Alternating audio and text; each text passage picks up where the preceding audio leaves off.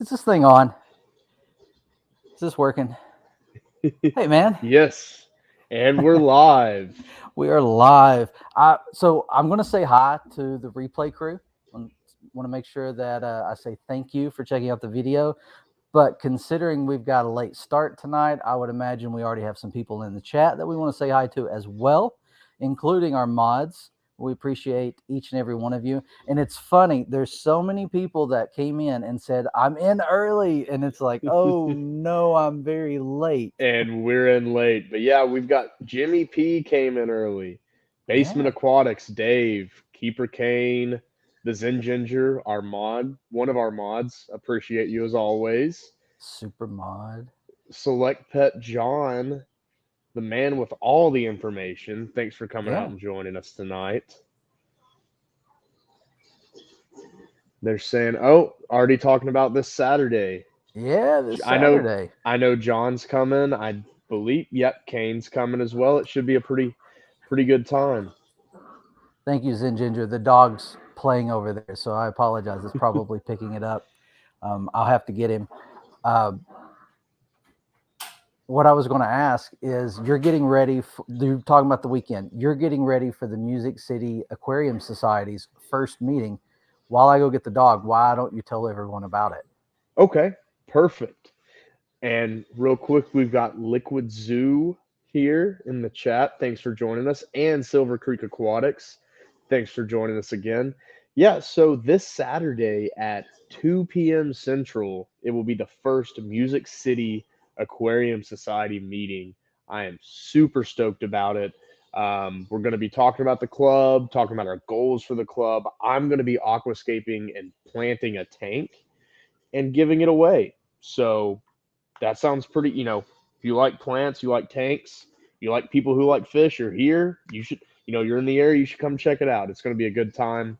I'm really excited. I believe Nashville's needed a club for a while, and I'm really looking forward to it. Yeah, Mitch has got it pulled up. That's our logo. You've got the Music City, Nashville, the skyline in the background, and we've got that uh, electric blue Acara in the Cumberland River. Yeah, You wanted to say the Tennessee, didn't you? I did. I wanted to say Tennessee, but it's the Cumberland. But yeah, so it should be a whole lot of fun. Um, I'm looking forward to, if any of you all are in the Facebook group for the club, I'm looking forward to meet you all. It's been a long time coming for a Nashville club. We've got a reef club. We've got, I believe that some members of the Killifish Association are in the Nashville area, but we don't have a freshwater club. Well, it's going to be a general aquarium club, but Right. kind of mainly, it seems the trend is mainly focused on freshwater, especially since we have a reef club in the area. And I see that the Zen Ginger linked in the chat, the Facebook page. I appreciate that. And we've also got Red Laser in the chat. Yeah, I Thanks for coming out. saw. Let me back up a little bit. I saw Silver Creek Aquatics was here too. I don't know if you saw that one. Yes. So hello. Thank you everyone for making it out. So how are you doing? I know we very briefly. I was going to mess with the camera, but now I'm not going to because it looks pretty good over here. So I don't want to move it. Um, we spoke very briefly as I was frantically trying to get set up, and you were waiting patiently on me about whether or not you were ready for it. How are you feeling? I'm not 100% on it. I still got a lot of stuff to do to get ready for it, but I'm Yeah, excited. That's the most important thing. Whether or not it goes perfect, won't go perfect, but it'll go as good as it can go. And I'm just really excited for it. Meet a lot of people in the area. I've been talking with some folks who live nearby and keep a lot of cool fish and have some cool tanks that without a club, you would never know. So I'm yeah. just really looking forward to that opportunity. It seems like we've got a lot of excitement about it and people looking forward to it. Yeah, it's been fun over the last few months. While I knew you guys had made the Facebook page and or the group and had started talking with other people about the club and getting everyone ready for it, I would come across people on the Aquarium Co-op forum or over on the Discord for the Fish Fam, and I was trying to tell as many people as I could. I tell you, I've been all over Facebook the last couple of weeks, Mhm. making sure people know about it. Anytime I see someone in Nashville, I'm like, "Hey, did you know?"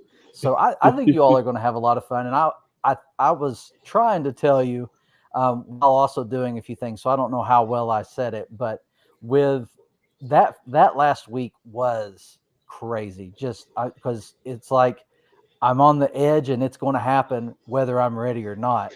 And it's just kind of, jump in and go. And it just, it goes with the flow and it happens. You just kind of roll with it. You do your best up front, kind of like a live stream. You do your best up front and then you just deal with what happens as you go. Right. Let's Hello, catch up. Darlene. Yeah, we've got Darlene. We've got Craig Donahair. Craig's Catfish Cave. I'm sorry, I Oh, I probably don't see messed up it. your last name. You And we've know, also got Lady Rorschach I need in to the fix chat. Thanks this. for joining us. But yeah, Mitch, that's one thing that I don't know if I'd ever be fully prepared for it. No, you won't. But one thing I really hope we can do is make a good first impression and really Yes. get a good name out for the club because I think that's important. And really just looking forward to meeting all I've got already just from creating the Facebook page, I've got to talk to some individuals, who keep some awesome tanks and breed some really cool fish. And I'm like, I would have never known you were here. And, Very cool. one thing I've done is, I've gone to the local stores, like Aquatic Critter, and talked with the owner. He was like, we used to have a club back in the 80s, 90s, and it, fizzled out. He was like, but he said he was really wanting a club. So Yeah. it's definitely going to be a good thing. Yeah, and that was one thing we found in Knoxville too. Once we started the club, is there were a lot of people who were interested in having a club. And the first few weeks, it took a little while to kind of settle in as people kind of came and visited and checked it out. And you had a little bit of every week for the first like 2 or 3 weeks. We felt like we had a lot of new people. And then on that, I don't know. It was after Aquaticon that Mhm. you start to you know notice that there's people who've been before and you get to start having longer conversations with them and get to know them. So it's just awesome. And I wanted to talk about that in the beginning for a couple of reasons. One, I know it's a big part of Tanner's hobby right now, and I'm super excited for him and everyone in Nashville that this is getting started. And I'm really bummed that I can't be there this week, but I'll make it to a future meeting, and it's going to be a great time. I'm glad Kane and John are going to be able to be there. That's going to be cool. I'm glad they're there to support you. But second reason was because I feel like an aquarium club is very important to aquarists, and Mhm. I know there's some people in the hobby that prefer to be alone, prefer to do it alone, not deal with any other people. They would rather order fish online than go to a fish store. you know, and I know there's people like that, but for the majority of us, there's just something, and even those people, when you sit down and you have a common interest with someone and you're able to sit down and talk about it, Mhm. it's just a very fulfilling experience. And so, I would recommend to anyone if there's an aquarium club in your area, try to get plugged in, go visit it a couple times. And if not, then consider starting one. It's a lot of fun to start one, or at least to start up. I'm not going to try to take credit for starting the ETAA. I was along for the ride in the beginning. I kept telling them, no, no, no, I don't want to do that. That's not true. That's what I wanted to say, and I wouldn't let myself say it. But once things got rolling, after our meetings were great. We had a good time. These guys are great. I love these guys, and once things got rolling with the club, and I really realized that I should be part of this. Like I want to be part of this. Whereas before I was like, I want to do what I can, but not too much. Not that I didn't want the buy-in, it's just I didn't want to have to commit and then not be able to. Mhm. Yeah, So, yeah, and luckily I've had some. Definitely cannot take all the credit for getting the oh club yeah, going. I've had some fantastic help and working with Sarah Michelle. She's in the American Killifish Association, and yeah, then another guy named Brian that I met through the Facebook page, and then also I want to give a huge shout out to John with Select Pet because he has been just a wealth absolute wealth of knowledge and has Yep. helped guide us in the right direction in just a lot of stuff that I was clueless on with, starting a club. And I really appreciate everything that John has done to help out. He's definitely went above and beyond. Yeah, a great resource and a great friend. He's a great person to have in the hobby, just in general, because he's really passionate about seeing clubs succeed, and he's gone above and beyond for us, and I know he is for you too. So, Select Pet, thank you. I hope you always know that we appreciate all the help that you had from both of these clubs, and glad you're going to be there. That's really awesome that you're going to be there. I saw Regina Phalanges has made it into the chat. And I wanted to say, Darlene, thank you for that comment. I think it was this past week. I really appreciate that. That was very cool. That's what we try to do. We try to just sit down and have a conversation, and I hope you feel like you're part of it. All right, I am trying to get down and catch up. Oh, I think Yeah. I am. I'm there. The Zen Ginger is deleting some of her own messages. Zenny, watch what you say. Thank you again. Yeah. So, go ahead. Dave with Basement Aquatics has said, I love that I've met fellow hobbyists and have been able to bounce ideas off of and gain knowledge I was looking for. Yeah, that's what the club is, definitely the East Tennessee Club, especially. That's what I first got involved with. It's so nice being able to just talk to, because I like to talk to people. I'm not the type that, I can watch my fish and see something happen and I immediately have to take a picture and Yeah. tell somebody about it, or That's else how it I ended drives up me on YouTube. nuts. That's how I ended up on YouTube. I was just taking a video. Well, it started off with a journal, and I was just sharing Mhm. my experiences. And I was like, "Hold on, let me just show you in a video. I'll just do a video." And so it started off with that. Next thing I know, I'm making videos. It's a lot of fun. It truly is. And these live streams, I have to say, it's my favorite part for sure. Verily, Casey is here, and also I see Shelby from TGOE, the Yes, Garden of Eater. I saw y'all You had all that have been busy. Oh, go flash ahead. sale. I wanted to order some stuff, but I did not have room in the tanks. Oh yeah, Y'all I had some. Oh, I go missed ahead, it. Like Mitch. I saw them post that it was over, and I was like, "What do you mean it's over?" But I hope everything goes well for y'all down there. I've got a buddy that also lives in Orlando, close friend of Mhm. mine. So hopefully things go well. We'll be praying for you through all this. I don't know when things are supposed to hit, but hope y'all are safe. Yes, definitely. All right, so this week we are going to, I don't know if this will be a series or not. It will be a series on the channel. I don't know if it'll be a series of live streams. We'll see how it works out.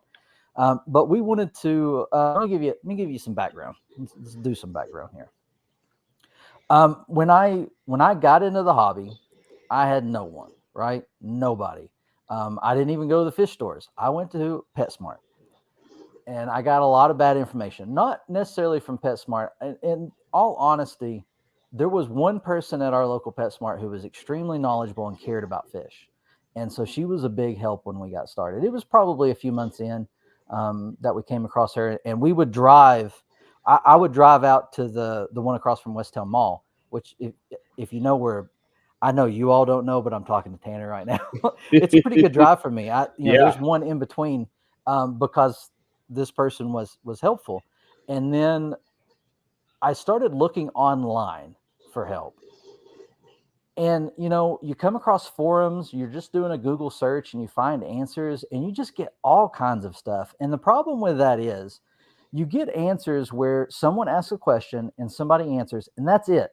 You don't get anything else a lot of times. So you don't know how it went, you don't know what happened, but you see an answer to a question.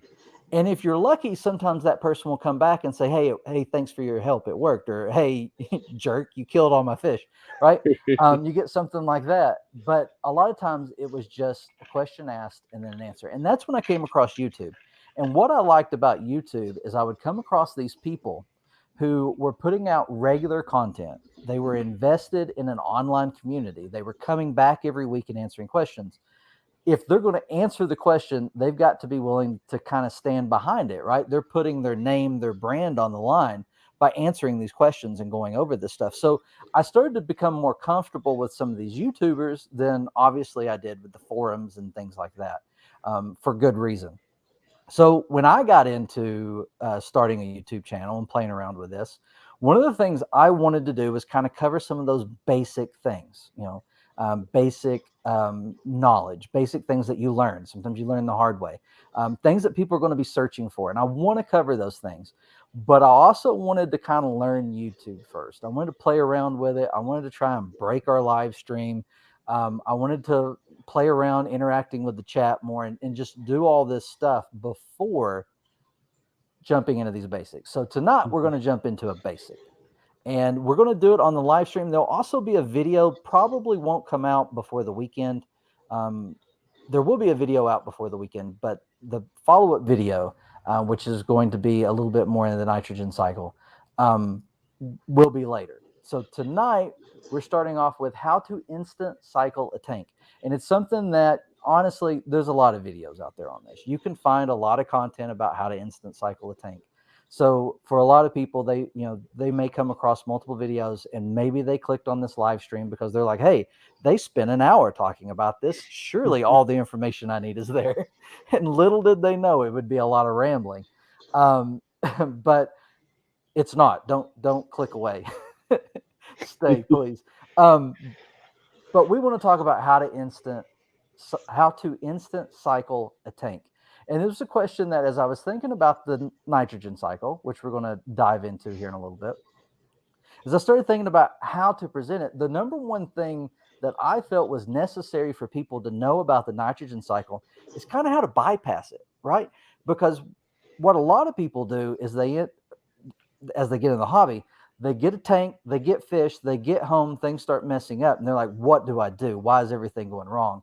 And then they find out you're going to have to do water changes every day for a while, and you're going to have to, you probably ought to take the fish back if you can. You're going to have to dose this. You need to go buy it now, and all this stuff.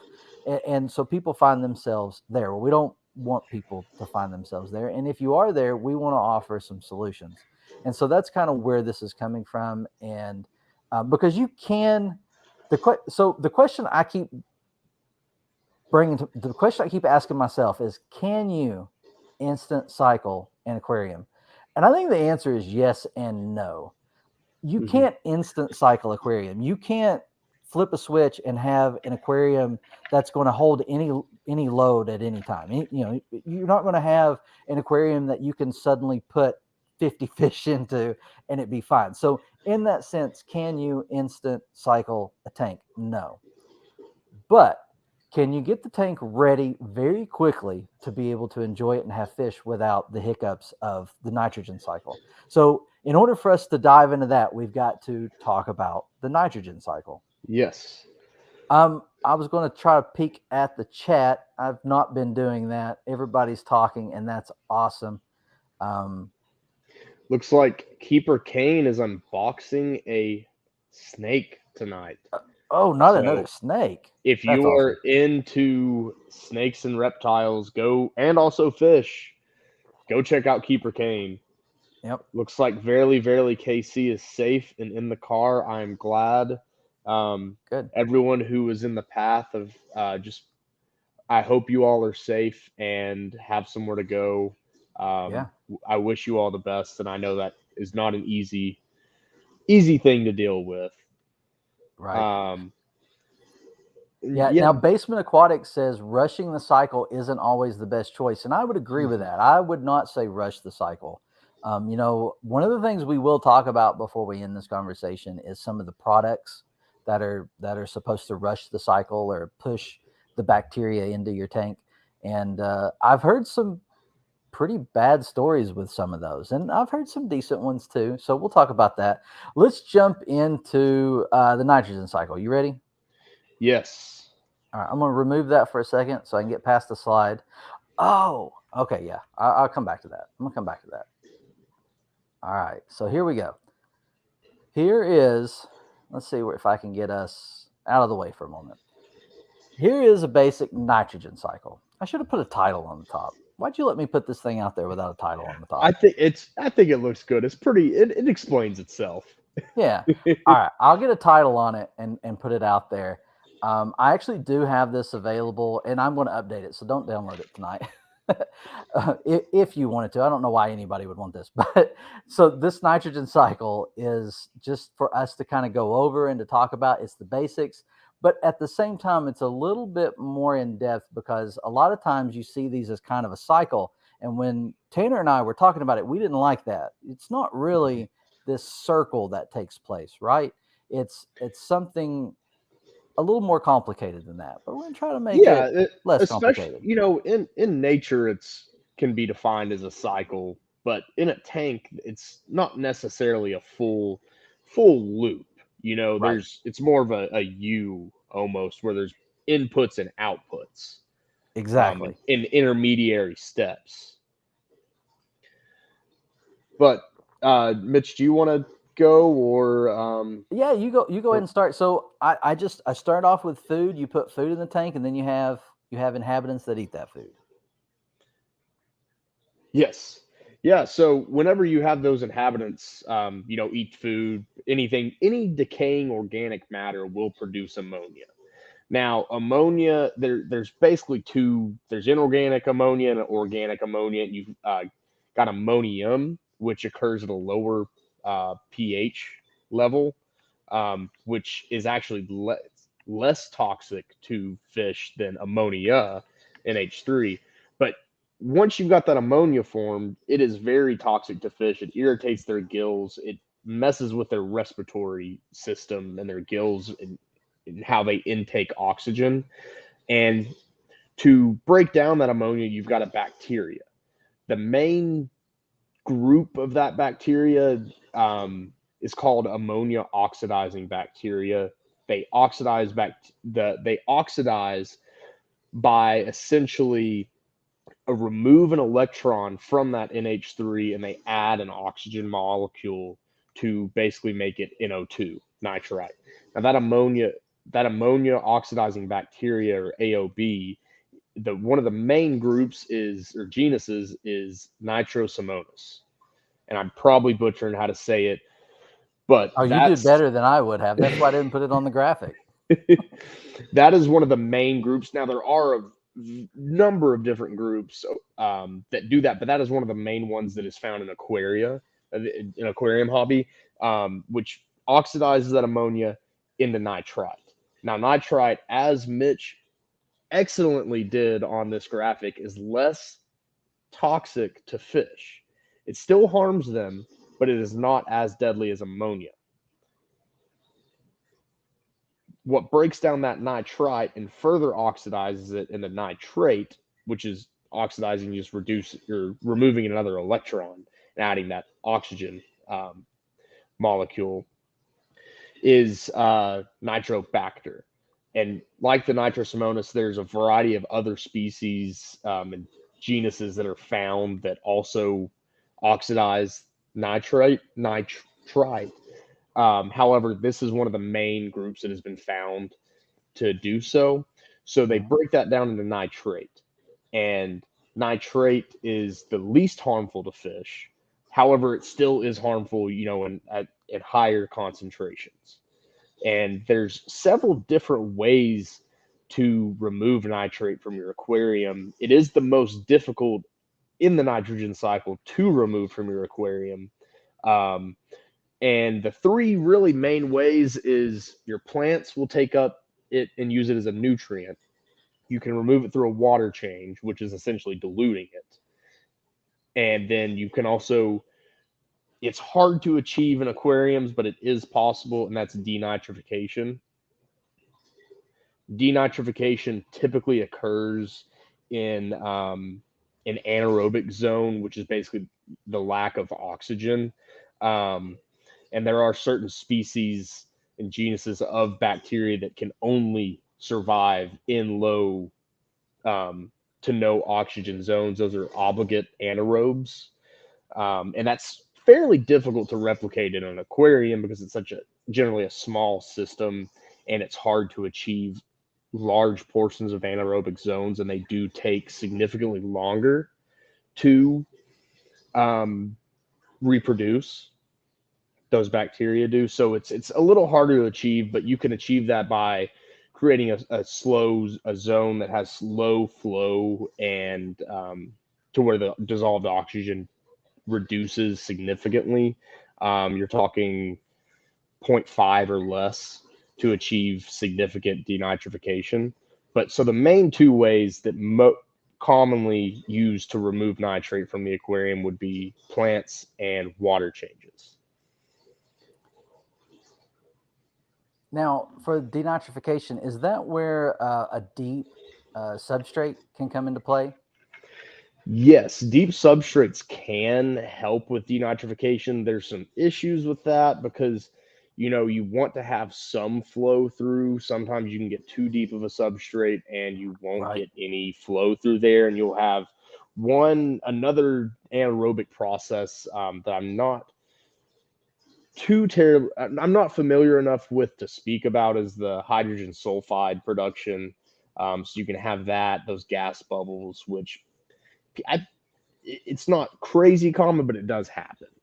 Right. Um, Yeah, I remember when I first heard about that, a lot of times or online, I heard a lot of people say if you use sand, you have to stir it every now and then so you don't get a bubble. And then over the years, I've come to read that that's very unlikely. Like it can happen. it can happen, but I've not experienced it to the extent. Now, if you have a Yeah. really deep substrate and you leave it for a long time, it can happen. That buildup can Yeah. occur. And also sometimes because in the denitrification process, that essentially those bacteria, because they're in an anaerobic environment, they don't have access to oxygen. And Yeah. NO3 has two oxygen molecules. They or three. I'm sorry. They break off that oxygen from the nitrate and convert that nitrate into nitrogen gas N2. Yeah. So it may not be the hydrogen sulfide bubbles. It could good chance it's uh, nitrogen gas. Let me back up about 5 minutes and say hello to Dee Dee. Thank you for coming by. Uh, Patty's Petite Tanks. Thanks for coming by, Patty. Let's see. I saw some more here. Dennis Christensen. Merrick's here. Hello, Merrick. And Geek Boy. I don't think we've said hi to Geek Boy. Stephen P is here. Mystery Snail Guardians. Yep. Regina Phalanges. Nancy B in Tennessee. I like that name. Bunny Viper Welcome, Nancy B. Aquatics. Um, I think we're about there.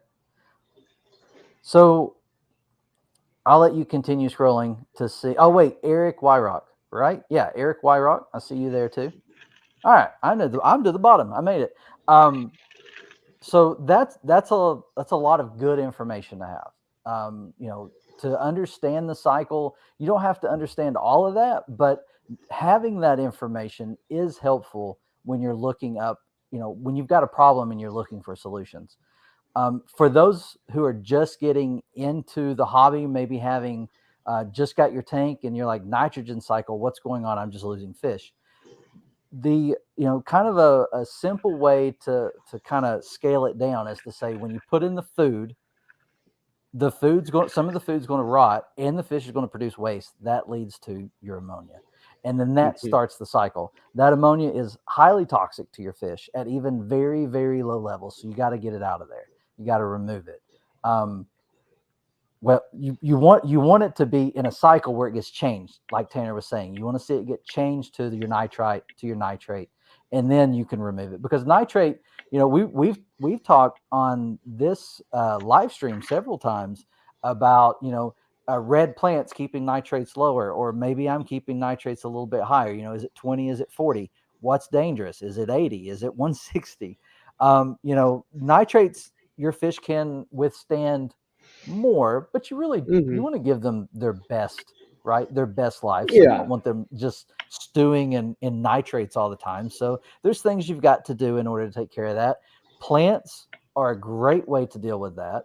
And then your water changes, keeping that regular water change in the beginning is key. So that being the nitrogen cycle, that being what it means for the waste in your tank to go through this quote unquote cycle to be removed, how could you instant cycle a tank? And I've seen a lot of people in the chat kind of like, yeah, you can instant cycle, or maybe you don't want to do that. So, what can you do in order to get there, in order to get to the point where you're not dealing with toxic water? You don't want your fish Mhm. in toxic water. Um, Right. Yeah. One thing before we get into the instant cycling that I want yeah. to preface is that bacteria, like anything else, they grow, they reproduce, and they have a reproduction rate. There are Hmm. essentially four distinct phases in um, the bacteria life. You're going to have a lag phase. So when you Hmm. introduce that bacteria, it's going to take time to acclimate. Like a Yeah. fish, you got to acclimate it. So that bacteria, once it gets acclimated and is okay in its environment, it's going to have a log growth phase, which essentially there's something called a uh, generational time, which is the amount of time it takes for the bacteria to double. And typically, these bacteria reproduce through binary fusion or basically splitting. So you've got one, it splits, and you got two. So an hour, say the growth rate is 1 hour. So after one Hmm. hour, you've got two. After 2 hours, four. And then it just keeps going on until it hits a stationary phase where it's maxed out its growth limit because the bacteria. I think one thing that is not commonly talked about is bacteria don't just need ammonia, they need a Right. carbon source, which is commonly found in aquariums. Most of the time, I believe that these bacteria are going to be, let me look back at my notes, um, no, I'm sorry, yeah, autotrophic. So they can get inorganic carbon through CO2. Hmm. And once they basically hit the limit of how much food that they have, that's where they're going to grow. So Yeah. that's why, if you've at this limit and you add more fish, it takes time. If this is the bacteria, it takes time for the bacteria to catch up to the waste that's produced. Hmm. So when we talk about instant cycling a tank, whether it be taking a sponge filter, squeezing it out, that's the substrate, which is that bacteria that it's on. Um, you you add the bacteria, but you don't add enough of a significant population to potentially harbor a ton of fish. Hmm. A fully stocked tank, you can lowly. What I always do is lightly stock a tank whenever Yeah. I'm um, starting a new one, even if I use old filter media. And that's just precautionary because it doesn't necessarily like Geek Boy says in the chat, a spare sponge filter in his QT tank to kickstart any new tank. Yeah. Keyword kickstart. You're not instant cycling. You're adding the initial population, but it needs that generational time to Correct. grow to meet the level of ammonia produced by your stock. Yeah.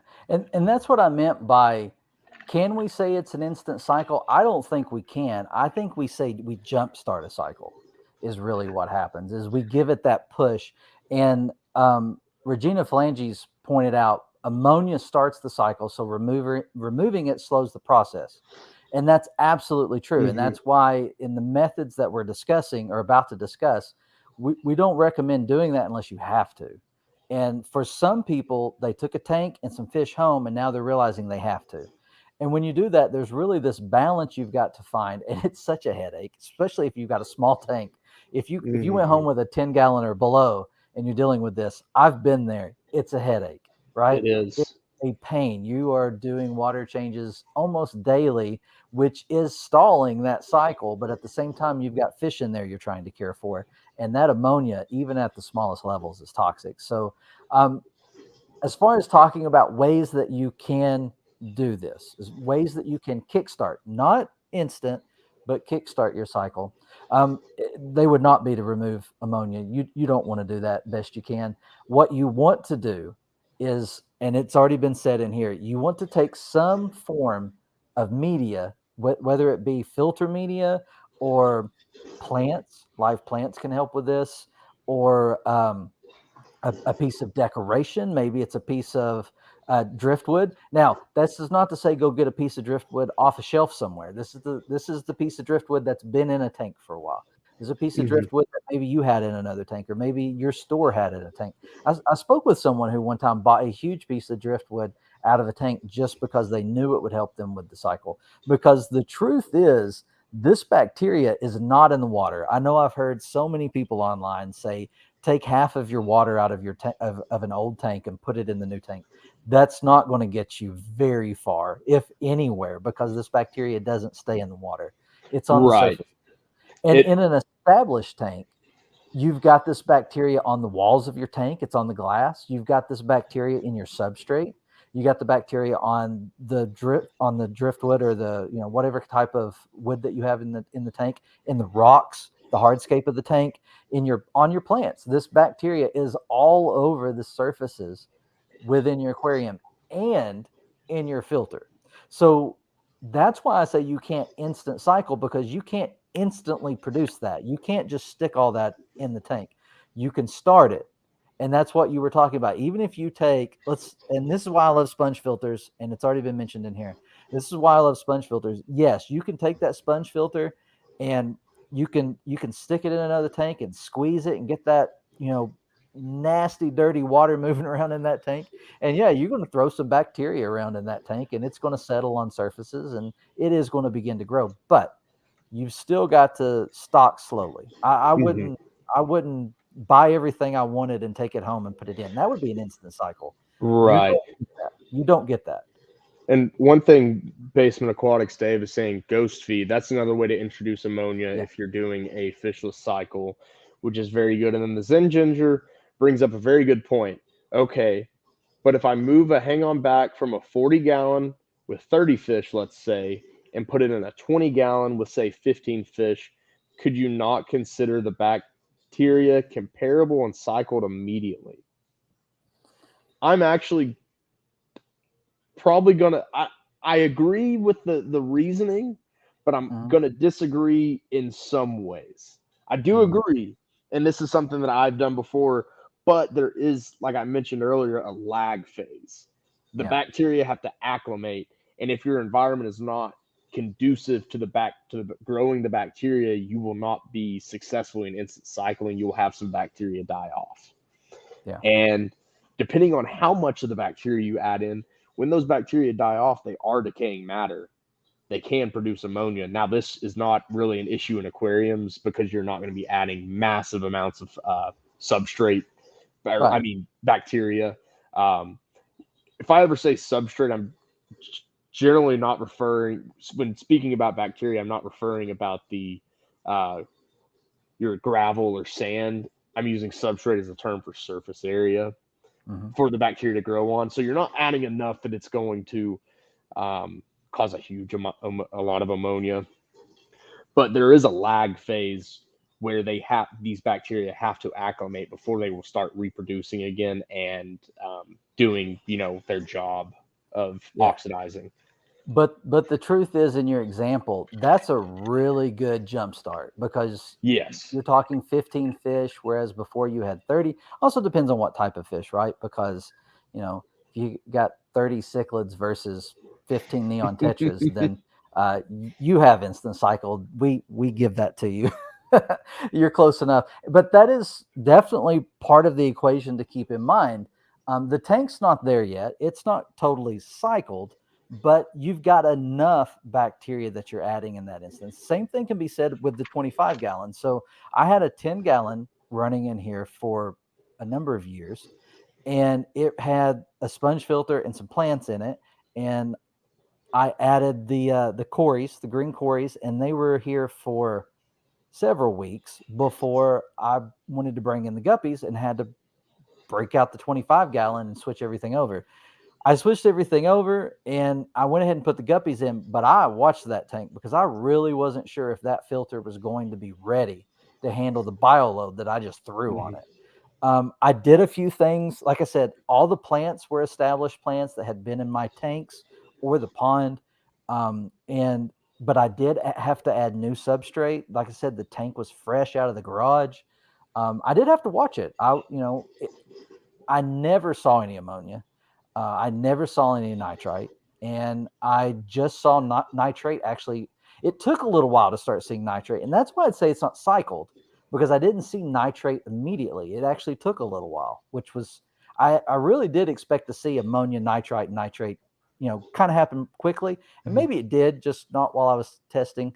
I was testing for my own fun to see if I could catch it, but I did end up with nitrates pretty quick. And right now I've not done I have I've done regular weekly water changes in it, so it's had a couple of water changes. It's stocked pretty heavy. Um, so I've been, like I said, been watching it to make sure I don't have an issue. But that was a pretty quick cycle, and it's running. Last time I checked, I was about 5 on nitrates in that tank, which I'm having to now. I'm having to dose a little bit of fertilizer for those plants because they're not getting all that they need. Oh, Zen Ginger says, "Sorry, I meant the same fish." Yeah, but again, you cut down the number of fish. I just wouldn't throw all the fish in there, just getting started. But with this, and I was talking with someone on Facebook this week, who was asking about, I've got this issue, I've got this ammonia. What do I do? And what do you do if you only have one tank, right? So your options there are to maybe go to the local fish store and see if they have a sponge filter running that you can Hmm. buy. I mean, I think that would be awesome. I can see why local fish stores wouldn't want to do that, because there's a little bit of liability there that I see they could probably be on the hook for. Um, so probably not going to get that far. You could buy a piece of driftwood or stuff that would help, but the filter media is probably the easiest way to do it, and that's again where a club comes in handy, because if you can Hmm. find someone in a local club who has a filter, and that was one of the recommendations that I had. I was like, "What kind of filter are you running? Maybe we've got someone who can help you out with filter media. We can get it started." And so in the conversation, this person mentioned that they had another tank, and I was like, "Oh, we're golden, we're ready to go." And so I just explained how they could take, because the filters didn't match up, they could take the existing filter and take it into a 5-gallon bucket and clean it, clean it real good, get as much out as possible, and then take the new filter and run it with that water. And and now I also said you could just dump all that nasty water in your tank, and they probably didn't go for that, because I probably wouldn't go for that most of the time, depending on where the tank's located, because that would be easier. And I told them this would be easier. It would just look bad for a few hours, maybe a few days. But you could do that, and you could get that filter seated so that it would definitely help with that ammonia processing. Yeah, definitely. Like you just said, it's more of a seeding process, not a instant cycling process. You're getting the initial colonies of bacteria in there because there are two separate types of bacteria, your ammonia oxidizing and your nitrite oxidizing bacteria. Yeah, So those each have their own respective growth rates. Um, generally you see people talk about, okay, you've got your, in a freshly new tank you're cycling, okay, you'll have your ammonia show up first. Well, after the hmm, ammonia shows up, then it gives it food and a chance for those nitrite oxidizing bacteria, to reproduce. So there's definitely that lag period of them um, building up their populations. yeah. And then Regina Phalange says, That's the one I was going for too. Go yep, ahead. I removed a dirted substrate in a 15-gallon, replaced with gravel. Everything else was the same, had a total ammonia and nitrite spike. Needless to say, lots of water changes. Definitely did the right thing with the water changes, getting Yeah, those out of there, because what probably happened is you had a lot of bacteria populations in your substrate that was sustaining your tank in addition to your filter, and your filter just could not catch up in time. yeah. And that's the thing. It can catch up with time. Hmm. Most filters can do a good job. Now, filters are obviously rated for size, and that's based on flow and how quickly it can turn the water over and things like that. But your aquarium, a lot of the bacteria that's being used for the nitrogen cycle isn't in your filter. It's all over the Hmm. tank. And when you remove something like the surface of your substrate, you are removing a lot of bacteria. And I have heard that plenty of times where people have done that or removed, a bunch of other items, driftwood, hardscape, stuff like that out of a tank and then saw a little spike. I've experienced that with ammonia. I had one time where I had a little spike in the 10-gallon. I was like, there's no way. This tank's been running forever. But it happened, a little ammonia spike, and I had to go through a mini cycle with that tank. Then the So Zen we don't want to Gingers. say we don't Go want to ahead, say Mitch. that. Yeah, I just want to stress we're not saying you can't quickly cycle your tank. It's just not instant. So, all right, what were you going to say?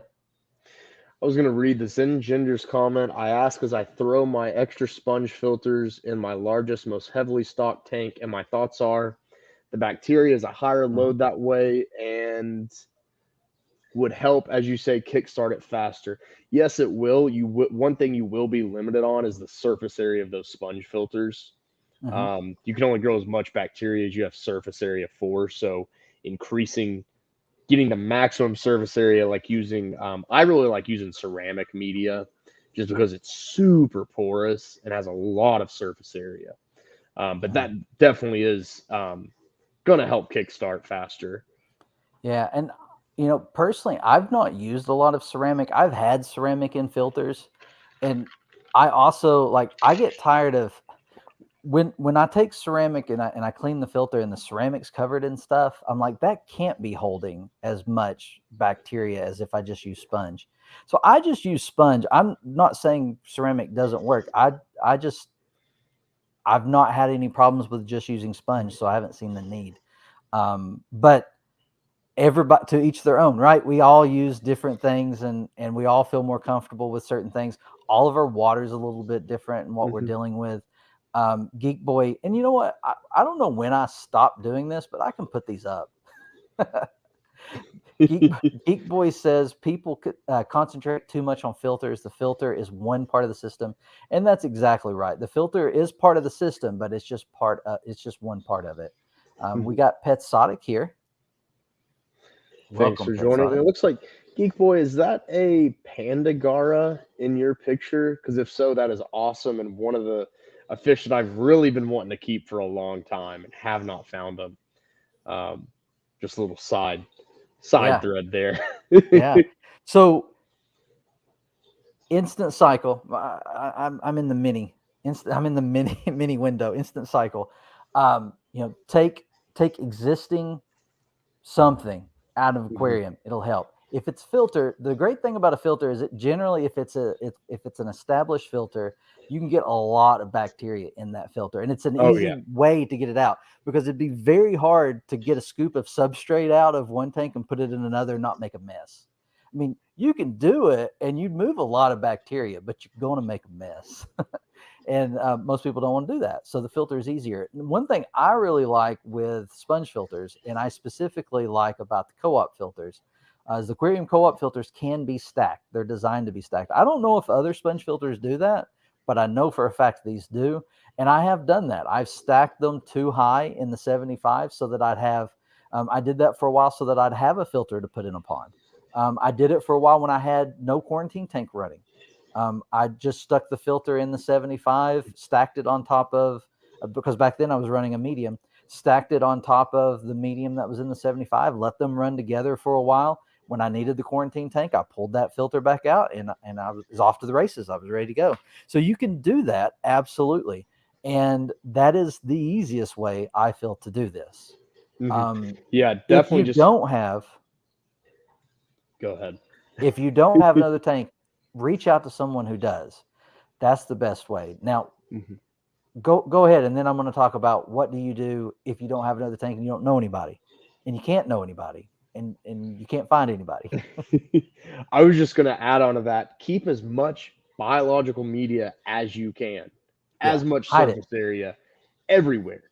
Yep. I've got the benefit of having, I've got most of my tanks have sumps.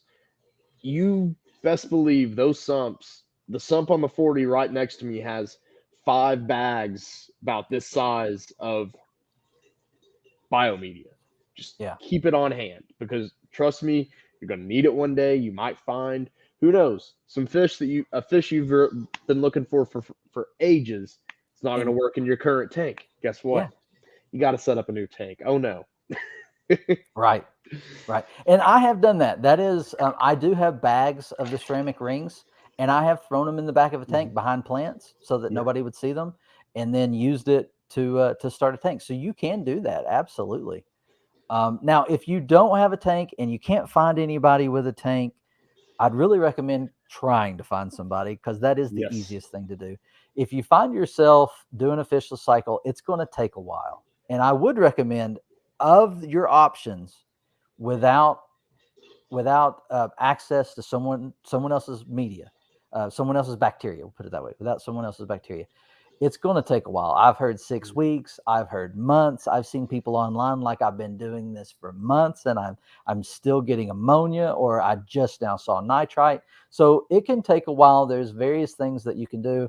I mean, plants. I'd say throw some plants in that tank. That's going to add some bacteria. That's going to help.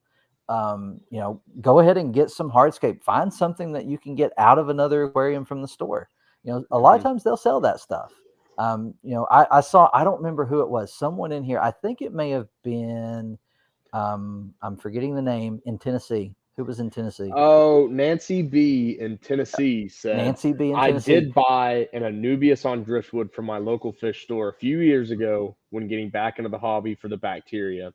It Yep. was their first fishless cycle and they didn't have another tank to take media from. That's a good thing to do. That is, just any way you can possibly get those bacteria in your tank Yep. versus just letting it happen over time Because it will happen and over waiting. time. Because that bacteria is everywhere. It could just take a while before it gets a strong colony, strong Mhm. enough to actually you see it hit your cycle. So Yeah, one thing that's really interesting is that bacteria is found in soil. It's found everywhere. yeah. Because it converts things to nitrate in your soil, So which go is get a just rock and throw it in your fascinating. tank. Clean the rock first. Clean the rock. Well, but would that work? It would not. It would not.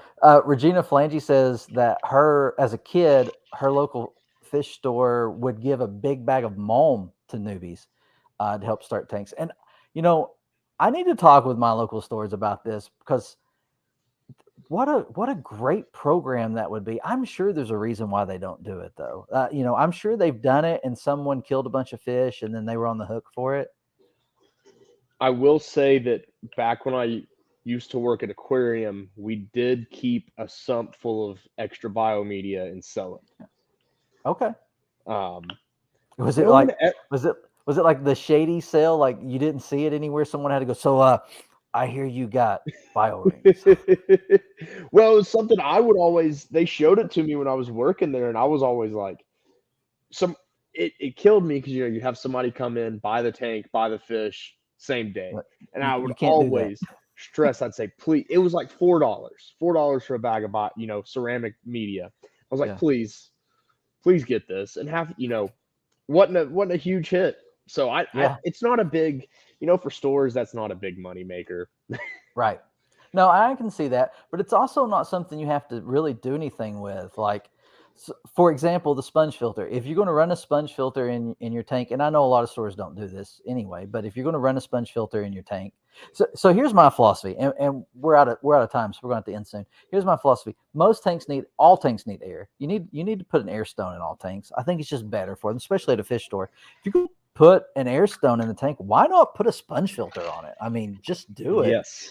And then you can sell that sponge filter and be like, okay, you can buy the new one or you can buy the seeded one and then just pop another new one in there and you're ready for the next person to come by in a little while. But you're Hmm. eventually going to run out. So I'm sure my idea is not good. But yeah, it's going to take a while on a fishless cycle. There is also the option of a fish in cycle.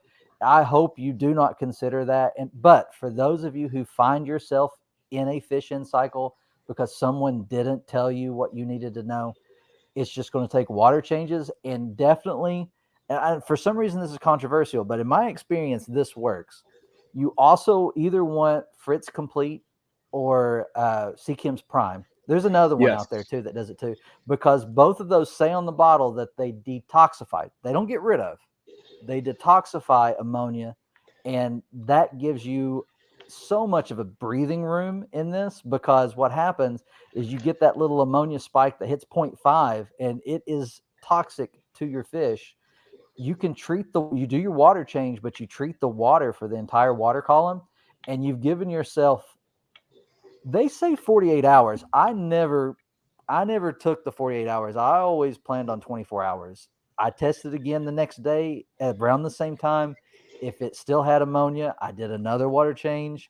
Not anything crazy. Don't throw out half your water. The reason you want to use prime or complete is because it detoxifies it for that period of time, allowing your ammonia to stay in the tank, helping colonize your bacteria, because you don't want to keep removing all of the ammonia, but you don't want your fish stewing in the ammonia. Hey, Crypt Keeper. Right. I believe that the prime and the first complete, from my understanding, they actually convert that ammonia into ammonium. Okay, That I could be believe, which is the less toxic form of ammonia. right. Um, let's see. Dave from Basement Aquatic says take a few drops of a sponge, wring it out. Sponge. I'm assuming sponge filter. Wring out the water and put it under a microscope. Mind blower. Yes, it is I'm sure. incredible. I work in the wastewater industry, and we use microscopes to look at the That's what he bacteria, does all day. and it is fascinating what Yeah. all the life, microscopic life, you'll see the protozoa and everything. It's incredible. All right. We were a little bit late, and we're running a little bit behind. Everybody keeps telling me we need to start doing these for 2 hours. I don't know that I'm ready for 2 hours, but it, anything else before we end this one? Keep a lot of biomedia. Yep. That would be the one takeaway, is just keep, if you've got an established tank, keep a bunch. If you are in the situation that you've got you're doing a fish in cycle, I've done it before. It's not the end of the world, but you definitely want to try and seed the tank. And if not, you can always use some of the bottled bacteria. I will preface, the quality can be dependent because it is a live, from my understanding, is a live bacteria in the bottle. So just be careful with that. I have had good experiences. I've had bad experiences. I believe that's the same with a lot of people, but just something to be aware of. The one that I have heard the most praise for is Fritz. It's either 7 or 700. I thought it just had a 7 on it, but I've seen people refer to it as 700 a few times. So I'm not sure, but it's the Fritz with a big 7 on it. I've heard a number of people have good experiences with that. But again, it's a boost. It's a kickstart. It's not an instant cycle. Even with Mm-hmm. that, you've got to be careful, just like Tanner said. Thank you all for coming to the stream, and want to make sure that we thank our mods for taking care of us, and Yes. for with the I don't know if anybody got unruly. I didn't see it, but I'm sure they were taken care of and shown the door. So we appreciate that. And then also for making sure those links get out there. Yeah, All right. definitely. Oh, and Appreciate I was going to everybody for say, joining in. yeah. So my final word on this.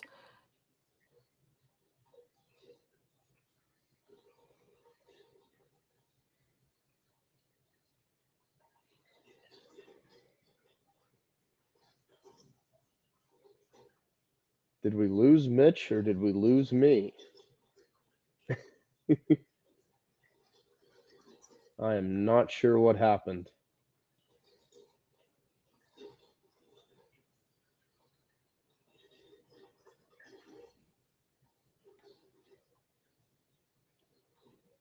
Was it Mitch that cut out, or am I the one that's cut? Okay, I'm still here. Awesome. Well, looks like we've got frozen Mitch. Um, that was Mitch's final word. He got frozen. Well, looks like he may have lost internet. So I just want to thank you all for joining the stream. Um, it was fun. Thanks to the mods and Ginger. Thanks to Keeper Kane. I don't know if John is still in here, but thank you, John. Yeah, you'll have to tune Crypt Keeper Aquatics. You will have to tune in next time to find out. But we'll see y'all next time.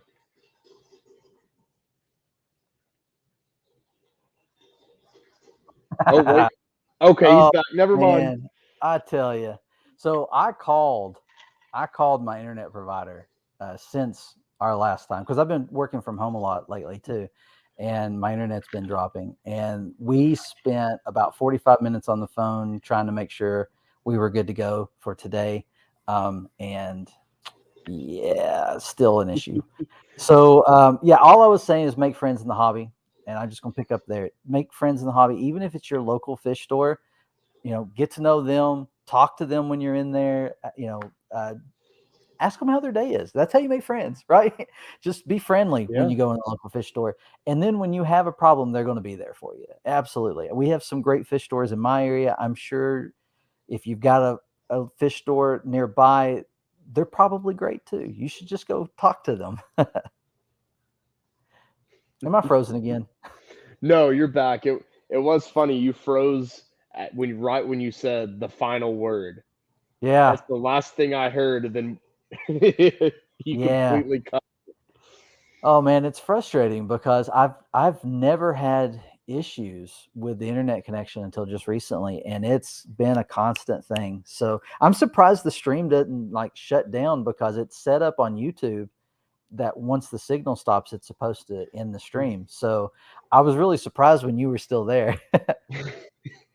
I didn't know whether it was me that froze or if it was you that had froze. Well, and I also had YouTube on in the background, so because the chat's a little bit quicker over on YouTube than it is on StreamYard. And so when I clicked over to it, I could see my face frozen. I was like, "Oh, that's unfortunate." Awesome. Well, thank you all for joining. I appreciate that. Yep. All right, we're gonna go. We're past. You Yep. guys should go check out. I think it's Bentley. Is Bentley live tonight? Bentley Pascal. Pasco. Pas. I probably butchered that. I'm sorry, but you should go check out their stream. Uh, oh, StreamYard keeps the connection up on YouTube. Awesome. Okay. That's Well, good to it know. did. It was still here. So thanks everyone. Have a good evening. Have a good night. And until next time, enjoy your tanks and stay Yeah. scruffy.